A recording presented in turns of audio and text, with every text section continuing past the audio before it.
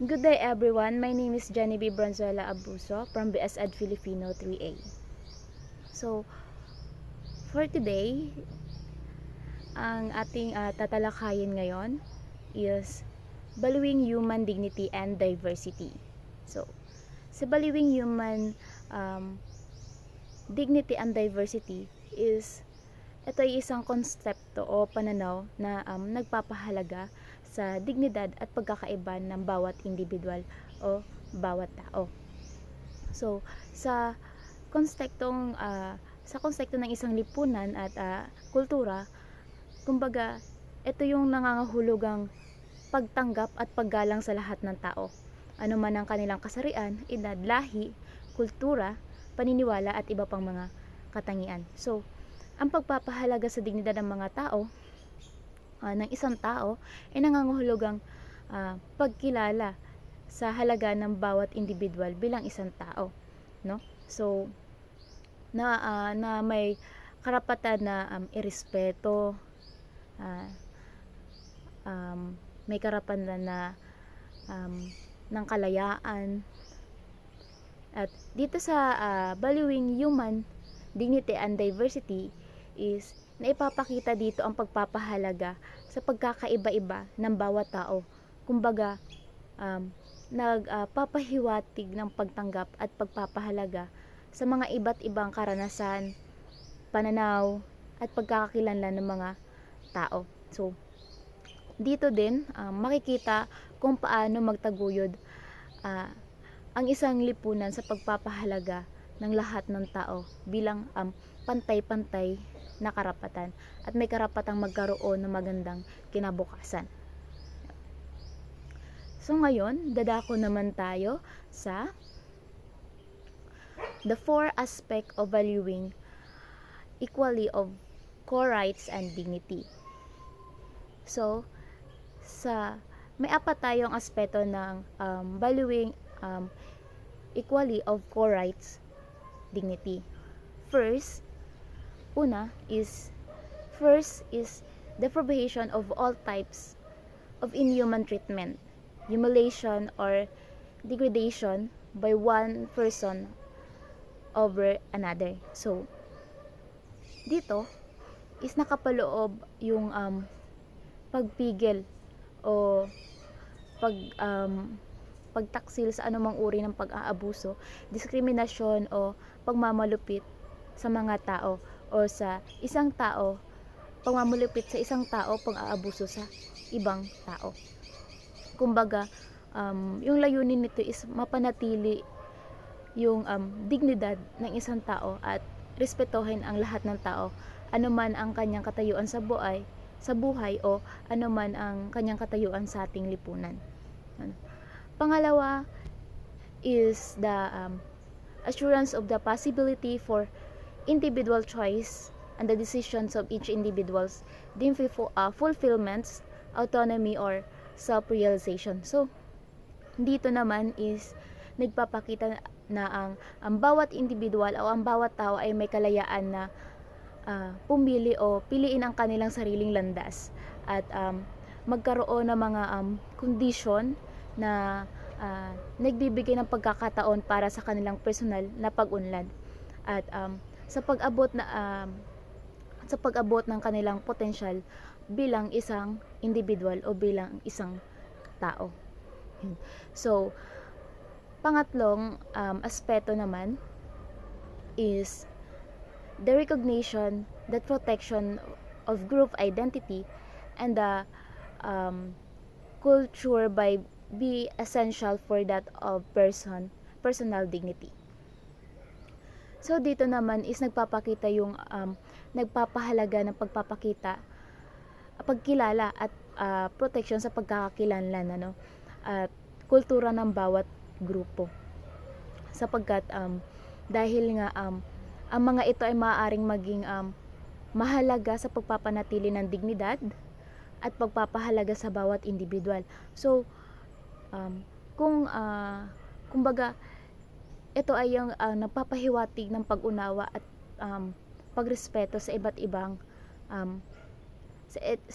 aspeto o respeto sa iba't ibang pagkakakilanlan at karanasan ng mga tao. Pang-apat na aspeto is the creation of necessary condition to have essential needs satisfied.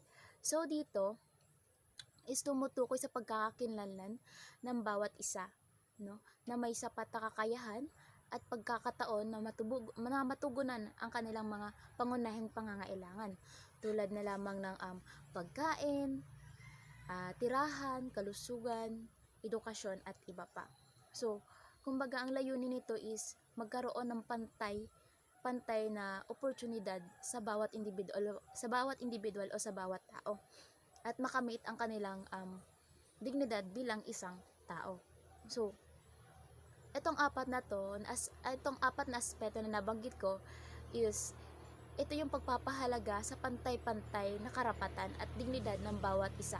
Kumbaga dito is naglalayo yung mabuo ang isang mabuo ng kumbaga naglalayong bumuo ng isang lipunang pagpapahalaga at pagbibigay proteksyon sa karapatan ng mga tao at dignidad sa lahat ng mga miyembro ng isang pamilya o kumbaga mamamayan ng isang bayan. Ganun. At ngayon, isdadako naman tayo sa global understanding. So, global understanding is tumutukoy ito sa kakayahan ng isang individual na maunawaan at kumbaga makisangkot o makisali sa mga pandaigdigyang issue o global issue na sinasabi. So, katulad na lamang ng karanasan at perspektibo. So, sa mga aspektong ito is nagpapakita ng kakayahan ng isang tao. Kumbaga, katulad na lamang ng pag-aanalisa, pagpasya, pagdesisyon, at pagkilos sa isang global na konteksto. So, may apat tayo na aspeto ng global understanding. Una is the capacity to evaluate information, formulate arguments, and explain complex situation and problems by using the connection evidence, identifying bias and gaps in information, and managing conflicting arguments. So, dito, sa unang aspeto is ito ay ang kakayahan ng isang individual na masuri ang impormasyon, kumbaga bumuo ng argumento at paliwanag ang mga komplikadong sitwasyon o mga komplikadong mga problema. Kasama na rin dito yung paggamit at pagkokonekta ng mga ebidensya, pag-identify at yung mga kakulangan sa impormasyon at pagpapamahala ng mga magkasalungat na argumento. Sa second aspeto naman is meron tayong sa pangalawang aspeto naman is meron tayong the capacity to analyze multiple perspectives and worldviews, positioning and connecting their own and others' perspectives on the worlds. So, dito ito daw is nagpapakita ng kakayahan ng isang tao na mag-analisa ng iba't ibang pananaw at may posisyon at may ugnay ang kanilang sariling pananaw sa iba't ibang perspektibo, or may kakayahan siya na pagsabayin yung mga bagay-bagay. Kumbaga, layunin nito yung pag-unawa yung mga kahalagahan ng pagkakaiba-iba at pagkakakonekta ng iba't ibang pananaw upang magkaroon ng mas malawak na pag-unawa sa pandaigdigan ng mga issues. Pangatlo is the capacity to understand differences in communication, recognizing the importance of socially appropriate communication and adapting it to the demands of diverse culture contexts. So, Dito naman sa pangatlong aspeto is pinapakita ang pagpapahalaga ng kakayahan ng isang individual na maunawaan ang pagkakaiba, na maunawaan yung pagkakaiba-iba sa paraan ng pagkikipag-komunikasyon, sa pagkikipag-ugnayan natin. At kumbaga, pagkilala ng kahalagahan ng panlipunang angkop sa komunikasyon o pakikipag-ugnayan. At pag-aalunsulod dito sa pangangailangan ng iba't ibang kultura, kumbaga kumbaga may improve pa natin yung kakayahan natin na makipag-ugnayan at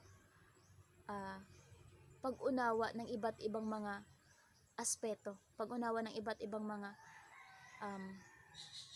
kultura, kumbaga. At sa pang-apat is capacity to evaluate action and consequences by identifying and comparing different courses of action and weighting action on the bias of consequences. So, sa apat na nabanggit ko na aspeto dito sa global understanding, is, kumbaga, binibigyan din dito yung pagpapahalaga, yung kahalagahan ng pag-unawa, pakikipagkapwa-tao at responsibleng pagkilos sa isang pangdaigdigang konteksto.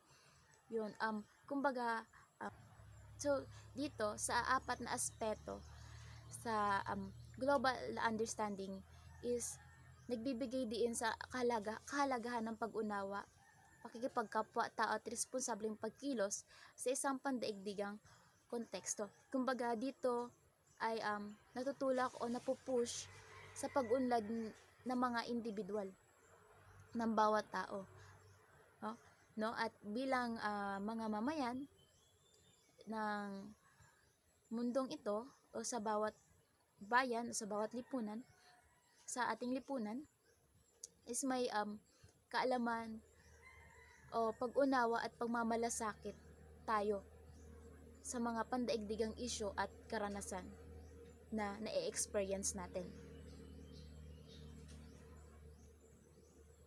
Ngayon, isdadako naman tayo sa integrating global and intellectual issues in the curriculum. So sinasabi kung paano dito isinasabi kung paano ma-integrate or maipaalam ng mga students, no? Ito yung mga global intercultural issue para maging aware yung mga student about dito sa tinutukoy na mga issue o about dito patungkol dito sa issues. So, kailangan daw i-integrate or ihalo ito na mga topic about sa global issues sa curriculum o sa mga lessons na tinuturo sa schools.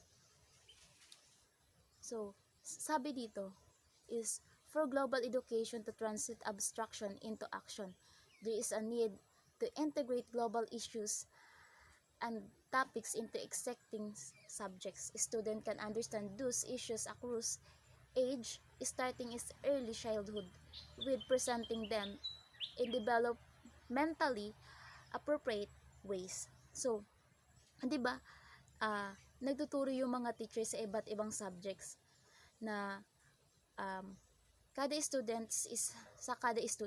So, halimbawa sa English, Math, and Science. So,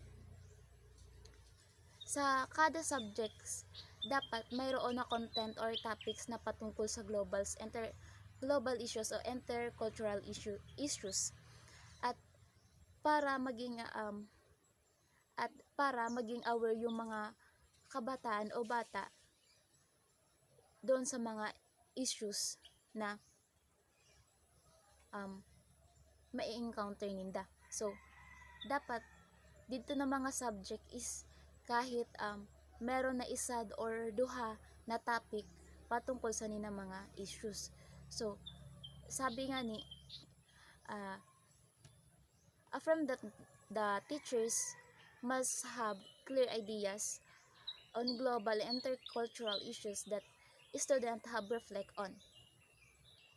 teaches about minority cultures on different subjects areas entails acquiring content information about ethnically and racially diverse groups and experiences. So pares ka nga sa sinabi ko kanina is dapat sa kada subject sadto magkaigwasan topic about sa global and intercultural issues. Sa depende na lang sa teachers kung ano ang method or strategy na gagamiton niya para ma-present sa students ma-present sa student ito na mga global issues na makuha niya ng mga global issues, kumbaga and doon pa lang is makuha niya na yung mga idea ng mga student kung masolusyonan yung mga problems or global issues sa pamagitan ng ganoong paraan. So sa pamamaraan daw ng teacher is kumbaga manggagana ang brain ng students sa pag-iisip sila ng critically. Makakaisip sila ng critically. So magkakaugwas sinda ng possible or makapresent sinda ng mga possible solution kung paano masolusyonan ito ng mga issues. So next, sabi dito is textbook and other instructional materials can also disport cultural and ethnic differences. Teachers and their students should critically examine textbooks and other teaching resources and supplements information when necessary.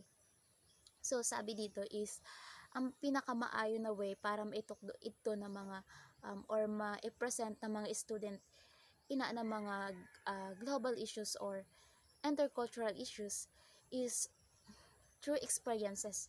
Mas nag-learn yung mga bata or mas maaraman daw sa mga malalaman sa mga students ang mga topic kung mismo yung mga experience or mga nararanasan ng teacher is yun yung i-example niya doon sa mga students. Kumbaga, mismo yung example na ibibigay mo sa mga student is nararanasan din sa mga estudyante mo.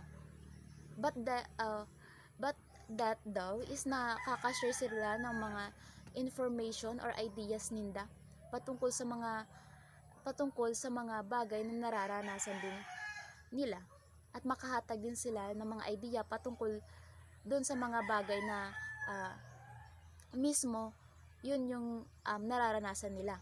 So based naman dito sa mga global issues, dapat daw i-connect sa isa na teacher ito na mga global issues sa topic ninda. So and sa totoong buhay. So pwede siyang maghatag sa mga real life situation. So halimbawa is may isa na student na iba ang language na ginagamit. So paano mo siya masolusyonan o ang possible na solusyon na pwede ihatag sa mga students or pwede man sa isa na classroom is iba-iba sindan sa mga talents. Then ang pwede gawin sa teacher para dun sa mga global issues or intercultural issues na ikinakaharap sa mga students na mismo dito sa classroom ninda is maaring pwedeng magkaroon ng pa-activities na makikater ang mga differences talents sa mga students. So halimbawa same san ginapahimo sa aton like ginapasurat kita sa mga tula sa sanaysay mga video presentation.